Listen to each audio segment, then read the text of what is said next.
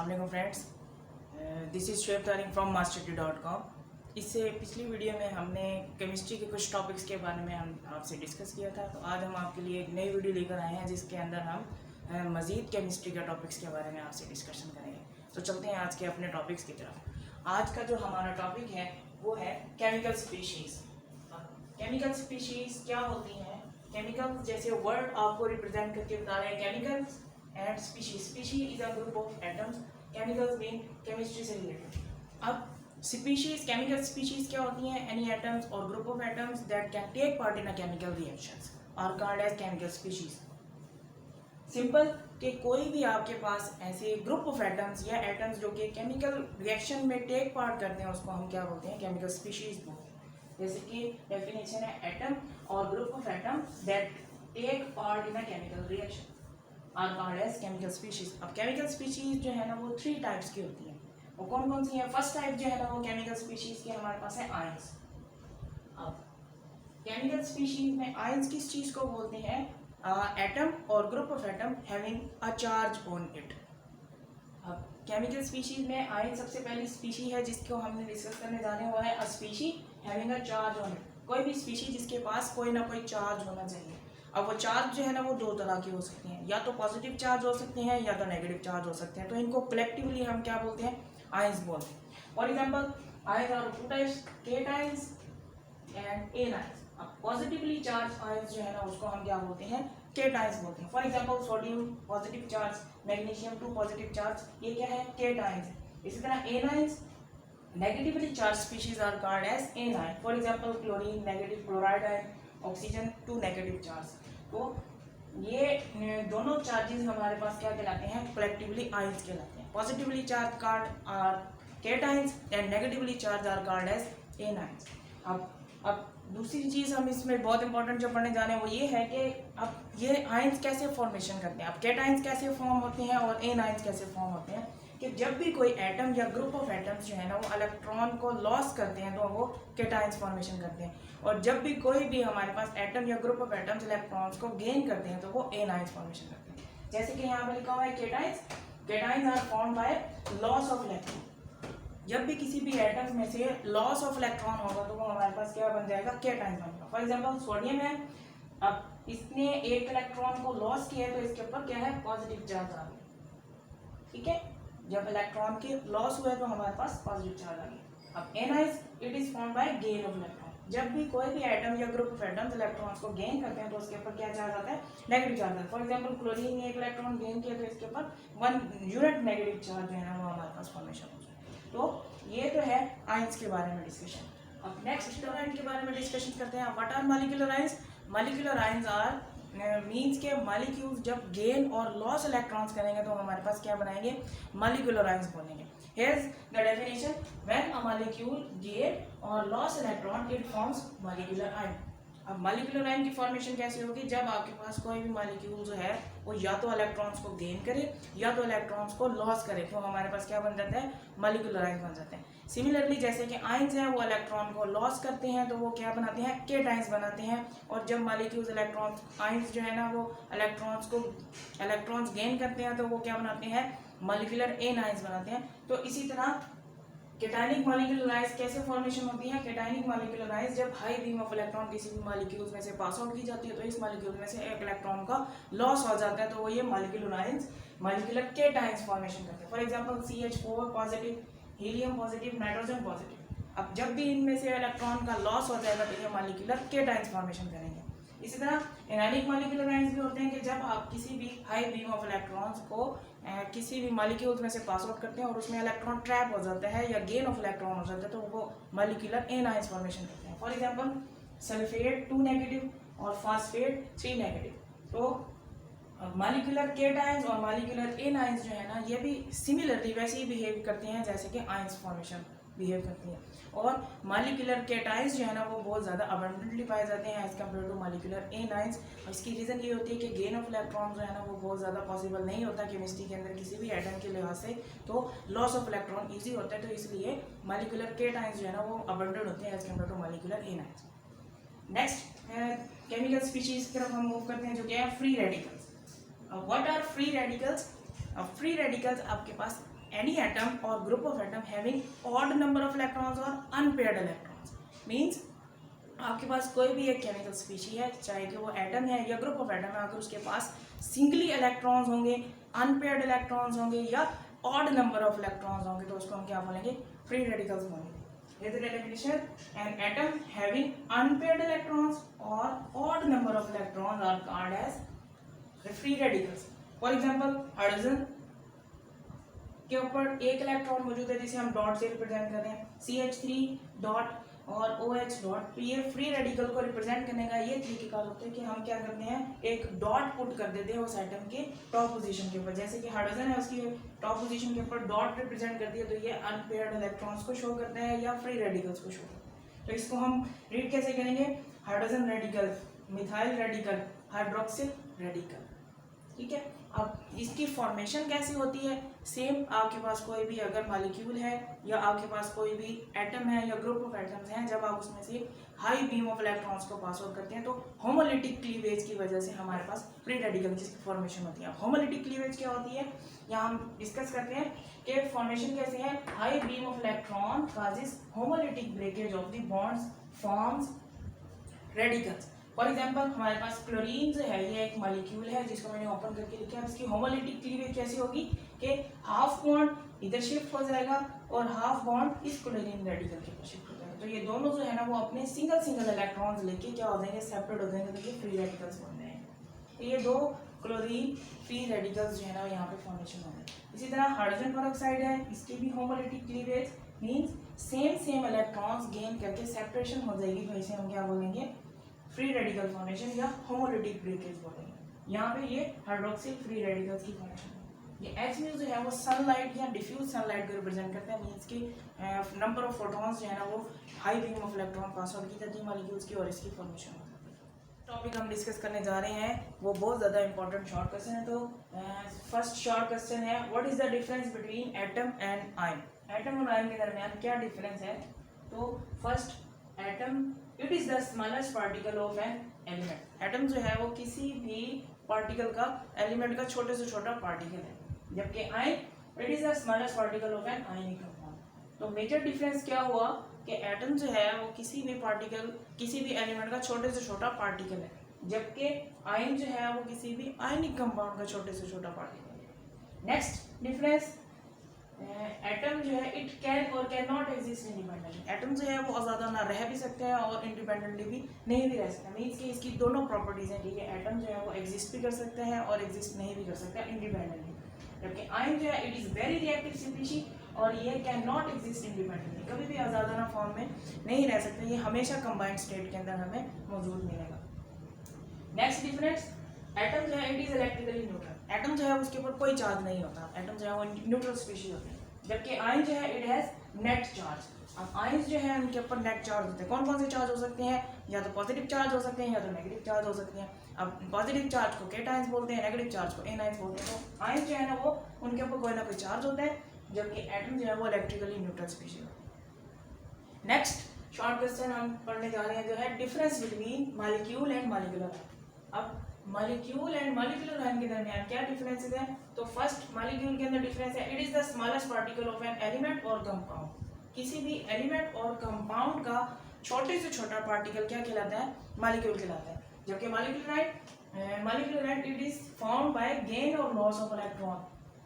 Molecular ion किस तरह से फॉर्मेशन होती है या मॉलिक्यूल क्या चीज़ होता है कि मॉलिक्यूल जो है ना, या तो कोई भी मॉलिक्यूल एटम इलेक्ट्रॉन्स को गेन या लॉस करने के बाद हमारे पास फॉर्म होती है. तो ये मेजर डिफरेंस हो गया. नेक्स्ट, मॉलिक्यूल जो है वो it is neutral, always neutral. Molecule जो है वो हमेशा न्यूट्रल फॉर्म में होते हैं, जैसे कि वाटर, क्लोरीन, गैस. तो इसी तरह एटम मॉलिक्यूल जो है वो न्यूट्रल फॉर्म में होता है. Next, molecular ion it has net charge. अब मॉलिक्यूलर आयन जो है ना वो सिमिलरली क्या है, दो चार्जेस होंगे इसके ऊपर, या तो पॉजिटिव चार्ज होगा या तो नेगेटिव चार्ज होगा. अब पॉजिटिव चार्ज को मॉलिक्यूलर केटायंस बोलेंगे, नेगेटिव चार्ज को मॉलिक्यूलर एनायंस बोलेंगे. तो मॉलिक्यूल के ऊपर क्या है, कोई ना कोई चार्ज हो. नेक्स्ट, मॉलिक्यूल जो है it is stable unit. Molecule जो है वो एक स्टेबल यूनिट होता है, एक स्टेबल स्टेट के अंदर हमारे पास कायनात के अंदर एग्जिस्ट करता है. जबकि मॉलिक्यूलर आयन जो है वो it is a reactive species. ये बहुत ज़्यादा रिएक्टिव होते हैं और ये इंडिपेंडेंटली भी नहीं एग्जिस्ट कर सकते हैं. ये हमेशा जो है बहुत ज़्यादा रिएक्टिव होते हैं. नेक्स्ट डिफरेंस जो है कि molecule it is formed by the combination of elements. किस तरह फॉर्मेशन होता है कि हमेशा दो या दो से ज़्यादा एलिमेंट्स आपस में मिलकर मॉलिक्यूल बनाते हैं, जबकि molecular it is formed by the ionization of a molecule. किसी भी मॉलिक्यूल की आयनाइजेशन के जरिए हमारे पास क्या होता है, मॉलिक्यूलर आयन फॉर्म होते हैं, यानी कि आयनाइजेशन हो जाएगी तो वो पॉजिटिव चार्ज या नेगेटिव चार्ज के अंदर क्या हो जाएंगे, चेंज हो जाएंगे। तो ये मेजर डिफरेंसेस थे molecular and molecular ion. Next short question जो है, what is the difference between ions and free radical. Ion और फ्री रेडिकल के दरमियान क्या डिफरेंस होता है? तो first ions these can bear a charge on it। जो आयन होते हैं उनके ऊपर कोई ना कोई चार्ज मौजूद होता है, जबकि free radical they can have odd number of electrons. अब फ्री रेडिकल्स के पास क्या होते हैं, ऑड नंबर ऑफ इलेक्ट्रॉन्स होती हैं, सिंगल इलेक्ट्रॉन्स होते हैं या अनपेयर्ड इलेक्ट्रॉन्स होते हैं। तो ये मेजर डिफरेंस है। नेक्स्ट आयंस जो है ना वो दे एग्जिस्ट इन सॉल्यूशन और क्रिस्टल लैटिस। अब आयंस जो है ना वो सॉल्यूशन की फॉर्म में भी एग्जिस्ट कर सकते हैं या तो फिर वो क्रिस्टल्स की फॉर्म में मौजूद होते हैं, जैसे कि NaCl क्रिस्टल्स की फॉर्म में हमारे पास मौजूद होता है, जबकि free radicals they exist in solution and as well as in air. अब फ्री रेडिकल्स जो है ना वो सॉल्यूशन में भी एग्जिस्ट कर सकते हैं और वो एयर में भी प्रेजेंट होते हैं। Next they are not affected by light. अब आयंस जो है ना वो उनके लाइट के ऊपर कोई असर अंदाज नहीं होता, मीन्स कि अगर लाइट का इफेक्ट कुछ पड़ भी जाएगा तो आयंस जो है ना उससे कोई भी इफेक्टेड नहीं होंगे, जबकि फ्री रेडिकल्स के ऊपर लाइट जो है ना वो इफेक्टेड होती है। जब लाइट पड़ती है तो फ्री रेडिकल्स जनरेट होते हैं हमारे पास, सो दे में form in the presence of light, means के फ्री रेडिकल्स जो है ना वो लाइट की प्रेजेंस के अंदर उनकी फॉर्मेशन हो सकती है। हम डिस्कस करने जा रहे हैं जो कि है टाइप्स ऑफ मॉलिक्यूल्स रिलेटेड। तो और ये बहुत ज़्यादा इंपॉर्टेंट लॉन्ग क्वेश्चन है एग्जाम पॉइंट ऑफ व्यू से। टाइप्स ऑफ मॉलिक्यूल्स डिस्कस करते हैं। मॉलिक्यूल क्या होते हैं? सबसे पहले molecule it is formed by the chemical compositions of an element. Molecule को आप ऑलरेडी स्टडी कर चुके हैं, लेकिन अगेन हम इसको दोबारा डेफिनेशन इसकी पढ़ रहे हैं कि मॉलिक्यूल क्या होता है। It is formed by the chemical composition of elements. Elements आपस में केमिकली कंबाइन होकर क्या बनाते हैं, मॉलिक्यूल्स बनाते हैं। जो नेक्स्ट जो हमारा टॉपिक है वो है टाइप्स ऑफ। तो टाइप्स के बारे में डिस्कस करते हैं। तो फर्स्ट ऑफ ऑल सबसे पहली टाइप है मोनोटॉमिक मॉलिक्यूल्स। अब मोनोटॉमिक मॉलिक्यूल्स क्या होते हैं? ऐसे मॉलिक्यूल्स जो सिर्फ और सिर्फ एक एटम पर मुश्तमिल होते हैं, सिंगल एटम पर मुश्तमिल होते हैं, उसको हम क्या बोलते हैं, मोनोटॉमिक मॉलिक्यूल्स। जैसे mono means one, atomic means atom. तो those molecules which have only one atom are called as monatomic molecule. For example helium single atom है, ये मोनोटॉमिक मॉलिक्यूल है। नियॉन, आर्गॉन, ये हीलियम, नियॉन एंड आर्गॉन ये single atoms के ऊपर मुश्तमिल होते हैं, तो ये क्या कहलाते हैं, मोनोटॉमिक मॉलिक्यूल्स कहलाते हैं। नेक्स्ट है diatomic. Di means two, atomic means atoms, means ऐसे मॉलिक्यूल्स जिसके अंदर दो एटम्स मुश्तमिल होंगे तो उसे हम क्या बोलेंगे, diatomic molecule. For example H2 means के दो हाइड्रोजन जो है ना वो इस में मौजूद होकर आपस में मिलकर मॉलिक्यूल बना रहे हैं। सेम टू ऑक्सीजन आपस में कंबाइन होकर मॉलिक्यूल बना रहे हैं तो O2। HCl इसमें दो एटम्स हैं, एक हाइड्रोजन और एक क्लोरीन, और Cl2 में दो क्लोरीन एटम्स आपस में एक दूसरे से कंबाइन है, तो ये क्या है, डाईएटॉमिक मॉलिक्यूल्स कहलाते हैं। थर्ड टाइप ऑफ मॉलिक्यूल जो है वो हमारे पास है ट्राईएटॉमिक मॉलिक्यूल। अब try means three, atomic means atoms. तो ऐसे मॉलिक्यूल जो तीन एटम्स में मुश्तमिल होते हैं उसको हम क्या बोलते हैं, ट्राईएटॉमिक मॉलिक्यूल्स। फॉर एग्जांपल O3 इसके अंदर ऑक्सीजन के तीन एटम्स आपस में कंबाइन है। इस तरह H2O ये जो मॉलिक्यूल है इसके अंदर थ्री एटम्स हैं, दो हाइड्रोजन है और एक ऑक्सीजन है। इसी तरह कार्बन डाइऑक्साइड CO2 इसमें दो ऑक्सीजन और एक कार्बन, टोटल तीन एटम्स होंगे, तो ये क्या कहलाते हैं, ट्राईएटॉमिक मॉलिक्यूल्स कहलाते हैं। अब फोर्थ है पॉलीएटॉमिक मॉलिक्यूल। अब ऐसे मॉलिक्यूल जिसमें 4 से ज़्यादा एटम्स आपस में कंबाइन होकर मॉलिक्यूल्स बनाते हैं तो उसको हम क्या बोलते हैं, पॉलीएटॉमिक मॉलिक्यूल्स। अब पॉलीएटॉमिक मॉलिक्यूल्स में 3 to many एटम्स आपस में मौजूद होंगे। फॉर एग्जांपल NH3 अमोनिया, इसके अंदर कितने एटम्स हैं, 4 एटम्स हैं, एक नाइट्रोजन और 3 हाइड्रोजन।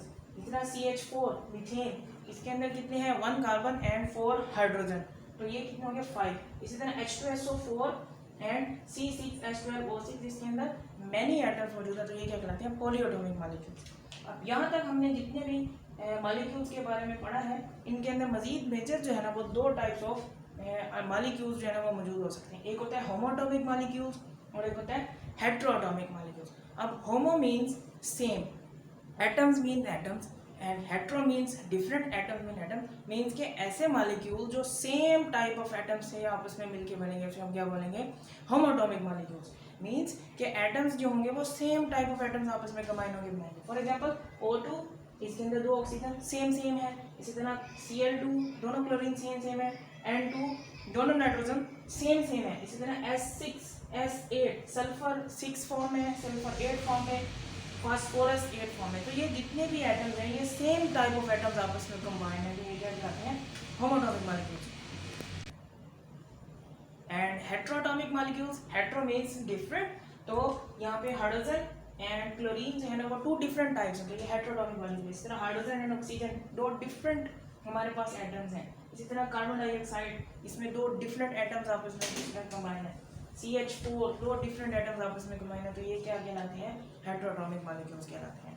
तो ये बहुत ज़्यादा एग्जाम पार्ट ऑफ से इंपॉर्टेंट लॉन्ग क्वेश्चन है, तो आपने इसको अच्छे तरीके से याद करना। नेक्स्ट टॉपिक जो हम डिस्कस करने वाले वो है gram atomic mass, gram molecular mass and gram formula मास। अब ग्राम एटॉमिक मास को कैसे हमने समझना है, तो फर्स्ट ऑफ ऑल आपके पास कोई भी एटम है या कोई भी आपके पास मॉलिक्यूल है या भी कोई भी आपके पास फार्मूला यूनिट्स हैं। अब जितने भी एटम्स हैं, जितने भी मॉलिक्यूल्स हैं और जितने भी आपके पास फार्मूला यूनिट्स हैं, अगर उनके एटॉमिक मासेस को हम क्या करते हैं, ग्राम्स में एक्सप्रेस करते हैं, तो वो हमारे पास क्या कहलाता है, gram atomic mass, gram molecular mass and gram formula मास। अब यहाँ डेफिनेशन हम इसकी स्टार्ट करते हैं कि क्या है, gram atomic mass, atomic mass of an element expressed in gram. अब ग्राम एटॉमिक से निकला है the atomic mass of an element, किसी भी एलिमेंट। अब वो एलिमेंट आपके पास कार्बन, नाइट्रोजन, ऑक्सीजन, सल्फर, कोई भी सिंगली एटम्स एलिमेंट्स हो सकते हैं, तो उनके एटॉमिक मासेस को अगर हम ग्राम्स में एक्सप्रेस करें तो वो क्या कहलाते हैं, ग्राम atomic mass. For example carbon जो है इसका एटॉमिक मास होता है 12 EMU, अगर हम इसको ग्राम में एक्सप्रेस करें 12 ग्राम, तो ये जो हमारे पास मास बन जाएगा इसको हम बोलेंगे ग्राम एटॉमिक मास। सिमिलरली हाइड्रोजन है, हाइड्रोजन का जो एटॉमिक मास होता है 1 AMU होता है, अप्रोक्सीमेटली 1 AMU होता है। तो जब हम इसको एक्सप्रेस करते हैं ग्राम्स के अंदर तो ये क्या बन जाता है, ग्राम एटॉमिक मास बन जाता है। नेक्स्ट डेफिनेशन है ग्राम मॉलिक्यूलर मास। अब ग्राम मॉलिक्यूलर मास क्या चीज होती है कि जब आपके पास कोई भी मॉलिक्यूल है, अब उस मॉलिक्यूल का मास अगर आप ग्राम्स में एक्सप्रेस कर देंगे तो वो क्या बन जाएगा, ग्राम मॉलिक्यूलर मास। ठीक है, फॉर एग्जांपल यहाँ डेफिनेशन है molecular mass of an element और कंपाउंड। अब आपके पास कोई भी एलिमेंट है या आपके पास कंपाउंड है, उसका आपने मास जो है वो एक्सप्रेस करना है ग्राम्स में, तो वो हमारे पास क्या बन जाएगा, gram molecular mass. For example आपके पास मॉलिक्यूल है H2 is a molecule, carbon dioxide is a molecule. जब आप इसके मास को ग्राम्स में एक्सप्रेस करेंगे, फॉर एग्जांपल हाइड्रोजन का जो मास है वो है 18 AMU, इसको हम एक्सप्रेस करेंगे 18 ग्राम्स में, तो ये बन जाएगा gram molecular mass. Similarly carbon dioxide 44 AMU, तो इसका हमारे पास मॉलिक्यूलर मास क्या बन जाएगा, 44 ग्राम्स, तो ये बन जाएगा ग्राम मॉलिक्यूलर मास। सिमिलरली ग्राम फार्मूला मास क्या होगा कि आपके पास कोई भी आयनिक सब्सटेंस है, आयनिक कंपाउंड्स है, उनके अंदर फार्मूला यूनिट्स होते हैं, उनके मासेस को आप क्या कर देंगे, ग्राम्स में एक्सप्रेस कर देंगे, तो वो क्या बन जाएगा, gram formula mass. For example the formula mass of ionic compound express in grams is called gram formula mass. For example NaCl, ये जो है आपके पास एक फार्मूला यूनिट्स होता है जितने भी आयनिक कंपाउंड्स होते हैं। अब इसमें सोडियम है, क्लोरीन है, तो इसका जो हमारे पास मास बनता है वो है 58.5 AMU, इसको हम ग्राम्स में एक्सप्रेस करेंगे 58.5 ग्राम्स, तो ये बन जाएगा ग्राम फार्मूला मास। अब ये जितनी भी क्वांटिटीज हैं, ग्राम atomic mass, gram molecular mass and gram formula मास, जब हम इन सबको ग्राम्स में रिप्रेजेंट करते हैं इनके एटॉमिक मासेस को, तो ये क्वांटिटी जो है ना वो 1 मोल के इक्वल हो जाती है। तो यहाँ से हमने एक मोल की डेफिनेशन भी निकाल दी कि अगर आपके पास कोई भी एटॉमिक मास है, कोई भी अगर आपके पास मॉलिक्यूलर मास है, कोई भी अगर आपके पास फार्मूला मास है, अगर आप उसके मास को एक्सप्रेस करते हैं ग्राम्स में, तो ये क्वांटिटी 1 मोल के इक्वल आ जाती है। यहाँ मोल की डेफिनेशन हमने लिखी है, the atomic mass, molecular mass and formula mass of a substance expressed in grams is equal to 1 mole. तो ये जितनी भी क्वांटिटी हमने यहाँ डिस्कस की है कि कार्बन का अगर मास 12 ग्राम है तो carbon is equal to 1 mole, तो ये कितना बन जाएगा, ये हो जाएगा 1 मोल कार्बन। तो इसी तरह हाइड्रोजन भी क्या बन जाएगा, 1 मोल हाइड्रोजन बन जाएगा। इस तरह अगर आपके पास ये मॉलिक्यूल है वाटर, तो अगर आप इसका मास ग्राम्स में रिप्रेजेंट करेंगे तो ये बन जाएगा 1 मोल H2O। इस तरह बाकी सारी चीजें भी हमारे पास 1 मोल के इक्वल हो जाएंगी। नेक्स्ट टॉपिक जो हम डिस्कस करने जा रहे हैं वो है एवोगैड्रो नंबर। अब एवोगैड्रो नंबर क्या चीज़ होती है? एवोगैड्रो नंबर को डिस्कस करने से पहले, एवोगैड्रो जो है ना वो एक साइंटिस्ट का नाम है। उसने जो है ना वो कलेक्शन ऑफ पार्टिकल्स जो है ना उसको कैलकुलेट करने का हमें तरीकेकार बताया है। तो उसने एक क्वांटिटेटिव हमें नंबर प्रोवाइड कर दिया जिसके ज़रिए हम एटम्स को कैलकुलेट कर सकते हैं। फॉर एग्जांपल, आपके सामने एक एग्जांपल है कि आप जो है ना वो कुछ चीज़ें को आसानी से काउंट नहीं कर सकते। जैसे कि आपके पास हेयर्स हैं, अगर आप इसको काउंट करना चाहें तो आप नहीं कर सकते, इनफाइनाइट हैं। तो इसी तरह एटम्स की क्वांटिटी जो है जो कि इनफाइनाइट होती है, तो हम उसको कैसे कैलकुलेट करेंगे? तो एवोगैड्रो एक साइंटिस्ट था, उसने हमें एक कलेक्शन ऑफ पार्टिकल्स के बारे में बताया कि अगर आपके पास कोई भी स्पीशी, चाहे वो कार्बन है, चाहे वो हाइड्रोजन है, चाहे वो आपके पास कोई भी वाटर मॉलिक्यूल है, कोई भी स्पीशी है, अगर तो उसकी क्वांटिटी 1 मोल है तो 1 मोल क्वांटिटी आपके पास जो है ना वो एवोगैड्रो नंबर पार्टिकल्स की इक्वल होती है। अब वो एवोगैड्रो नंबर पार्टिकल्स क्या है? वो ये है, it is the collection of 6.02 multiplied by 10⁻23 particles of an atoms, ions और molecules।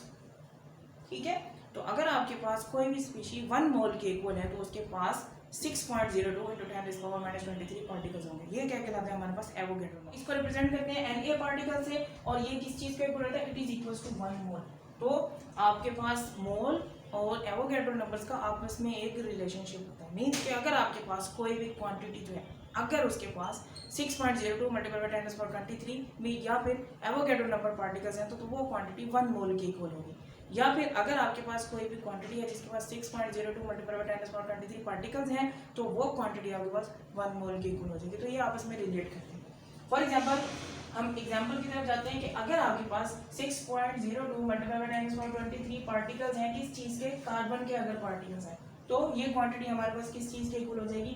1 मोल के इक्वल हो जाएगी। इसी तरह अगर आपके पास 6.02 × 10⁻23 पार्टिकल्स ऑफ H2O है, वाटर की हैं, तो ये हमारे पास 1 मोल ऑफ वाटर होगा। इसी तरह 6.02 × 10⁻23 पार्टिकल्स आपके पास हैं NaCl के, फार्मूला यूनिट्स के, तो आपके पास ये 1 मोल के इक्वल हो जाएगा। ठीक है, और इस चीज़ को एक और चीज़ है जो छोटी सी बात है कि अगर आपके पास कोई भी क्वांटिटी 1 मोल के इक्वल है तो उसके पास एवोगैड्रो नंबर पार्टिकल्स मौजूद होंगे। ठीक है, लेकिन अगर आपके पास एक मॉलिक्यूल है, सपोज करने के लिए वाटर जो है वो आपके पास 2 एटम्स के ऊपर मुश्तमिल है, इसमें हाइड्रोजन भी है और ऑक्सीजन भी मौजूद है। अगर आपसे कोई क्वेश्चन ये पूछा जाए या फिर अगर आप इस चीज़ को गौर से देखें तो 1 मोल अगर वाटर है तो इसका मतलब ये है कि इसके अंदर 6.02 × 10⁻23 पार्टिकल्स ऑफ वाटर है। लेकिन अगर आपसे ये चीज़ पूछी जाए कि अगर 1 मोल ऑफ वाटर है तो इसके अंदर हाइड्रोजन के एटम्स कितने होंगे और ऑक्सीजन के एटम्स कितने होंगे, तो हम उसके एटम्स को काउंट कर लेंगे और एवोगैड्रो नंबर से उसको मल्टीप्लाई कर लेंगे। फॉर एग्जांपल, यहाँ पे वाटर के अंदर हाइड्रोजन के 2 एटम्स हैं, तो यहाँ पे हमारे पास 2 × 6.02 पार्टिकल्स होंगे हाइड्रोजन के। ठीक है, और सिमिलरली ऑक्सीजन 1 है तो हमारे पास एंड 6.02 × 10⁻23 पार्टिकल्स ऑफ ऑक्सीजन है।